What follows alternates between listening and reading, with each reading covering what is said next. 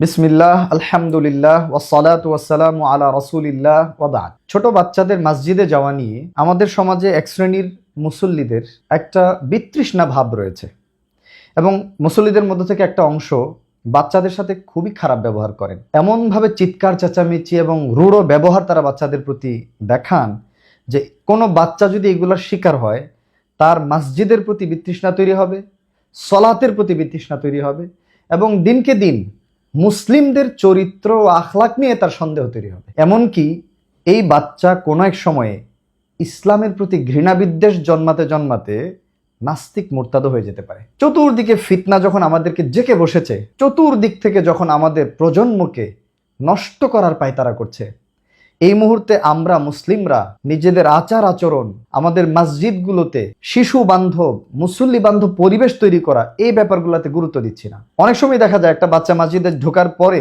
ছোট থেকে ছোট কোনো ঘটনা ঘটুক বা না ঘটুক, তারা বাচ্চাদের উপরে একেবারে চড়াও হয়ে বসে। এই বিষয়গুলোতে আমাদেরকে সতর্ক সাবধান হওয়া দরকার। দেখেন, বাচ্চাদেরকে সলাত ফরজ হওয়ারও বহু আগে, ধরে নিলাম 14 বছর বয়সে সে বালেগ হবে, প্রাপ্তবয়স্ক হবে, 7 বছর বয়সে সালাত আদায়ের নির্দেশ রাসূল সাল্লাল্লাহু আলাইহি ওয়াসাল্লাম তাকে দিয়েছেন। আল্লাহ রাসূল সাল্লাল্লাহু আলাইহি ওয়াসাল্লাম অভিভাবকদের উদ্দেশ্যে নির্দেশ করছেন, মুরু আওলাদাকুম বিসসালাহ ওয়া হুম আবনাউ সাবঈ সিনিন।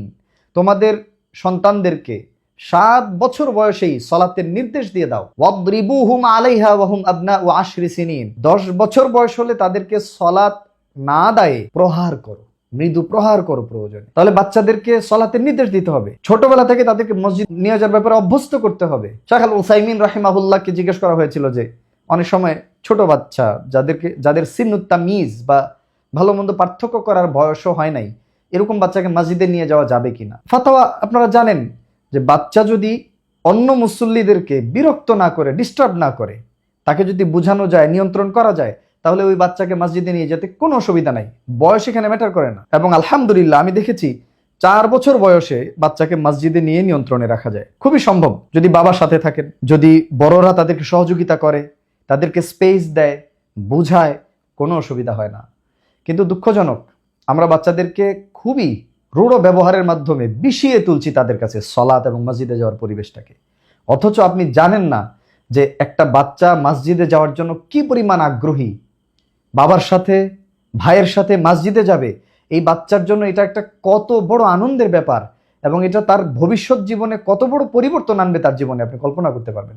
দেখেন, সলাতের সময় বাচ্চারা কাছে আসবে, মসজিদে যাবে, এগুলো স্বাভাবিক ব্যাপার। রাসূলুল্লাহ সাল্লাল্লাহু আলাইহি ওয়াসাল্লামের ব্যাপারে বর্ণনা পাওয়া যায়। আবু কাতাদা আল আনসারী রাদিয়াল্লাহু আনহুর বর্ণনা। তিনি বলছেন যে রাসূল সাল্লাল্লাহু আলাইহি ওয়াসাল্লাম সালাত আদায় করছেন, এমন অবস্থায় ওয়া হুয়া হামিলুন উমামাতা বিনতা যায়নাব বিনতি রাসূলিল্লাহ সাল্লাল্লাহু আলাইহি ওয়াসাল্লাম। তখন রাসূল সাল্লাল্লাহু আলাইহি ওয়াসাল্লামের কুলে সালাতরত অবস্থায় তার মেয়ে যায়নাবের কন্যা উমামা ছিলেন। ফাইদা সাজাদা ওয়াদাআহা ওয়া ইযা কামা হামালাহা। রাসূল সাল্লাল্লাহু আলাইহি ওয়াসাল্লাম যখন সাজদা দিতেন তখন তাকে রাখতেন, আবার যখন দাঁড়াতেন তখন তাকে কুলে নিয়ে দাঁড়ায় যেতেন। এভাবে তিনি সালাত আদায় করেছেন। তো বাচ্চাদেরকে কি পরিমাণ স্পেস দেওয়া হয়েছে মসজিদে সালাতের জায়গায়, চিন্তা করেন একবার। রাসূল সাল্লাল্লাহু আলাইহি ওয়াসাল্লাম কিরাত লম্বা করতে চাইতেন, কিন্তু তিনি ছোট করে দিতেন যখন বাচ্চাদের কান্নার আওয়াজ শুনতে পেতেন। তার মানে মায়েরা বাচ্চাদেরকে মসজিদে নিয়ে যেতেন যখন বাচ্চারা কান্না করত। বাচ্চাদের সালাতের খোঁজ খবর নেওয়ার ব্যাপারে রাসূল সাল্লাল্লাহু আলাইহি ওয়াসাল্লামের কাছ থেকে উৎসাহ পাওয়া যায়। আব্দুল্লাহ ইবনে আব্বাস রাদিয়াল্লাহু তাআলা আনহু তিনি বলছেন, বিতু ইনদা খালাতি মাইমুনাতা। রাসূলুল্লাহ সাল্লাল্লাহু আলাইহি ওয়াসাল্লামের স্ত্রী উম্মুল মুমিনিন মাইমুনা রাদিয়াল্লাহু তাআলা আনহার বাসায়, আমার খালা মাইমুনার বাসায় আমি একদিন রাত্রি যাপন করলাম। আব্দুল্লাহ ইবনে আব্বাস বলছেন, ফাজা আন-নবী সাল্লাল্লাহু আলাইহি ওয়াসাল্লাম ওয়াকাত। আল্লাহ নবী সাল্লাল্লাহু আলাইহি ওয়াসাল্লাম বাসায় আসলেন। বাসায় এসে জিজ্ঞেস করলেন বাসার লোকজনকে, আসাল্লাল গুলাম, বাচ্চাটা কি সালাত আদায় করেছে?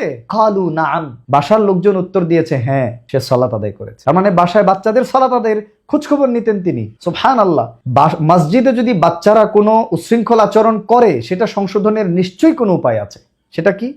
আপনি বাচ্চাদের গ্যাপে গ্যাপে দাঁড় করাবেন, বড়দের সাথে দাঁড় করাবেন, বাচ্চাদেরকে তাদের অভিভাবকদেরকে নিয়ে আসতে উৎসাহিত করবেন। তারপরেও যদি কোনো বাচ্চা দেখেন অনেক উচ্ছৃঙ্খল পরিবেশ তৈরি করছে, সালাতের জন্য ডিস্টার্ব করছে, সেই বাচ্চার অভিভাবককে বুঝায় বলবেন যে এই বাচ্চাটাকে মসজিদে না নিয়ে আসলে ভালো হয়। কিন্তু বাচ্চাদের সাথে খারাপ ব্যবহার রাসূল সাল্লাল্লাহু আলাইহি ওয়াসাল্লাম করতেন না কখনো, আপনি এটা পাবেন না। দেখেন আনাস বিন মালিক রাদিয়াল্লাহু তাআলা আনহু বলছেন, আমি আল্লাহ নবী সাল্লাল্লাহু আলাইহি ওয়াসাল্লামের খেদমত করতাম। তিনি বলছেন, তিনি আমাকে ডাক দিতেন এইভাবে, ইয়া বুনাইয়া। অনেকগুলো বর্ণনা এটা পাওয়া যায়। তিনি বলছেন যে আমি সাধারণত আল্লাহ রাসূল সাল্লাল্লাহু আলাইহি ওয়াসাল্লামের ঘরে অনুমতি ছাড়াই প্রবেশ করতাম। তো আরেকদিন এরকম তার কাছে গেলাম, ঘরে ঢুকলাম, তিনি আমাকে ডাক দিলেন, ইয়া বুনাইয়া, হে প্রিয় ছোট আদরের বাচ্চা, অনুমতি নিবে তুমি ঘরে প্রবেশ করার সময়, শিখাই দিলেন। সহিহ মুসলিমের বর্ণনায় তিনি বলছেন যে তিনি আমাকে ইয়া বুনাইয়া বলে ডাক দিতেন। বুনাইয়া শব্দের মধ্যে যে কত মায়া।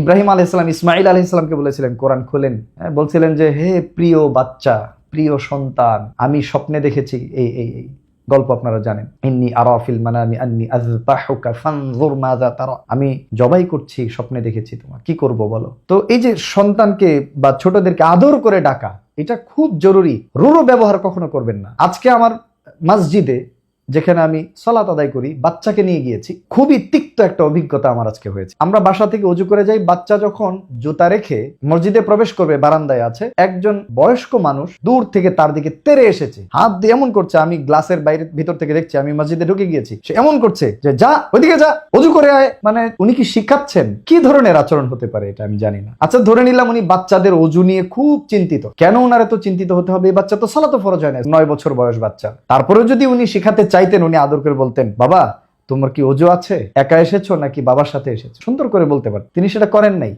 আমি তখন তাড়াহুড়ো করে গেলাম, গিয়ে বাচ্চার হাত ধরলাম, বললাম এই বাচ্চা বাসা থেকে ওযু করে আসছে। দুঃখজনক বিষয় হলো এই মুরব্বীরাই, এই এক শ্রেণীর উচ্ছৃঙ্খল আচরণের সিনিয়ররাই বাইরে, মসজিদের বাইরে বাচ্চারা নিত্যদিন আমি দেখছি ফুটবল খেলছে, হই হুল্লোড় করছে মসজিদের ঠিক বাইরে, মানে চিৎকার চেঁচামি করে মসজিদের পরিবেশ নষ্ট করছে, মনোযোগ দেওয়া যাচ্ছে না সালাতে। বাইরে মানুষ সিগারেট টানছে, মসজিদের বাইরে গেটের সামনে আড্ডা দিচ্ছে। একবার বের হয়ে বলেন, আপনি কি সালাত আদায় করেছেন? তুমি তো মুসলমান, আমি এলাকার মুরব্বী, তোমাকে আমি আদেশ করছি মসজিদে চলো, বলেন নাই। এই আজকের ঘটনায় আবার বলি, এই মসজিদে বাচ্চার সাথে আমার এটা ঘটলো। বাচ্চাকে নিয়ে বাসায় ফেরার পথে দুইটা বাচ্চা ঢিল ছুটছে একজন আরেকজনের দিকে, ইটের খোয়া দিয়ে একজন আরেকজনকে আঘাত করার চেষ্টা করছে। এক ঢিল এসে আমার কাছে পড়ছে। আমি দাঁড়িয়ে ওই বাচ্চাকে হালকা করে ধমক দেওয়ার চেষ্টা করলাম যে কি করছো এটা, আর বললাম যে এতগুলো মানুষ কেউ কিছু বলছে না। তখন দেখলাম একজন বলতেছে, এই এগুলা করিস না। আশেপাশে কিন্তু এই এলাকার এই বাচ্চাগুলাকে চিনে এমন অনেক মুরব্বীরা আছে। এইখানে এই বাচ্চাটাকে থামাচ্ছেন না, বাচ্চা নষ্ট হয়ে যাচ্ছে, বাচ্চা ইয়াবার নেশায় পড়ে যাচ্ছে, স্ক্রিন অ্যাডিকশন হয়ে যাচ্ছে, দিন রাত গেমস খেলতেছে, মসজিদের সামনে চিৎকার করতেছে, মিছিল করতেছে, এই ফুটবল খেলতেছে, মসজিদে যাচ্ছে না, আজান হয়ে গেছে, কিছুই বলছেন না। আর মসজিদের যে বাচ্চাটা গিয়েছে তাকে আপনি ধমকায় মসজিদ থেকে বের করে দিচ্ছেন। প্রিয় ভাই আমার, এটা কোনোভাবেই গ্রহণযোগ্য আচরণ নয়। বাচ্চাদেরকে সালাতে অভ্যস্ত করাতে হবে, বাচ্চাদেরকে মসজিদে নিয়ে যেতে হবে। মসজিদে যাওয়ার পরে এই বাচ্চার সাথে এমন আচরণ করতে হবে যেন সে আরেকবার আসার জন্য আগ্রহ প্রকাশ করে। ইমাম সাহেবদের জন্য অনুরোধ, আপনারা মসজিদে চকলেট রেখে দেন, কমিটির ভাইয়েরা মসজিদে কিছু চকলেট কিনে রেখে দেন। যখনই কোনো বাচ্চাকে দেখবেন চকলেট দেন। পাশে একটা বাচ্চা সালাত আদায় করেছে, সালাম ফিরানোর পরে তার মাথায় একটু হাত বুলায় দেন, যে বাবা মাশাআল্লাহ তুমি তো সুন্দর করে সালাত আদায় করো, তোমার সাজদাটা অনেক সুন্দর হয়েছে, বাবা রুকু করার সময় একটু ভালো করে ঝুঁকে যেও, ভালো কথা বলেন, দেখবেন যে তারপরে সে আপনার কথা শুনবে এবং সে আরো ভদ্র হবে, সুন্দর হবে। উৎসাহিত করেন, মেহরবানি করে বাচ্চাদের সাথে খারাপ আচরণ করবেন না। আনাস বিন মালিক রাদিয়াল্লাহু আনহু বলছেন, মা রাআইতু আহাদান কানা আরহামা বিল ইয়ালি মিন রাসূলিল্লাহি সাল্লাল্লাহু আলাইহি ওয়াসাল্লাম। সহিহ মুসলিমের হাদিস। আমি আল্লাহর নবী সাল্লাল্লাহু আলাইহি ওয়াসাল্লামের তুলনায় আর কোন মানুষকে দেখি নাই যে তার অধীনস্থদের সাথে এত দয়ার্দ্র, নম্র, ভদ্র আচরণ করতে পারে। অন্য বর্ণনায় তিনি বলছেন সহিহ হাদিসে যে কানা আরহামান নাসি বিল ইয়ালি ওয়াস সিবিয়ান, তিনি বাচ্চাদের সাথে এবং অধীনস্থদের সাথে মানুষের মধ্যে সবথেকে বেশি সদয় ও সৌহার্দ্যপূর্ণ আচরণ করতেন, দয়া দেখাতেন। আপনিও বাচ্চাটাকে বুঝান, সুন্দরভাবে বলেন, মসজিদে বাচ্চাদের জন্য সুন্দর পরিবেশ তৈরি করেন, গ্যাপে গ্যাপে দাঁড় করায় তাকে সালাতের তারবিয়া দেন। কখনোই বাচ্চাদেরকে নিরুৎসাহিত করবেন না। রাসূল সাল্লাল্লাহু আলাইহি ওয়াসাল্লাম 7 বছর বয়স থেকে বাচ্চাদেরকে সালাত আদায় করানোর নির্দেশ দিয়েছেন অভিভাবকদেরকে, অথচ 14 বছরে তার সালাত ফরজ হবে। অর্ধেক বয়সেই তাকে এই সালাত তারবিয়া দিতে বলেছেন। আমরা যেন ভাই এই জিনিসগুলো বুঝি, মসজিদ যেন শিশু বান্ধব হয়, মসজিদ যেন মুসল্লি বান্ধব হয়, মসজিদ যেন আমাদের পুরো সমাজ পরিবর্তনের একটা প্রতিষ্ঠান হয়। আল্লাহ তাআলা আমাদেরকে তৌফিক দান করেন।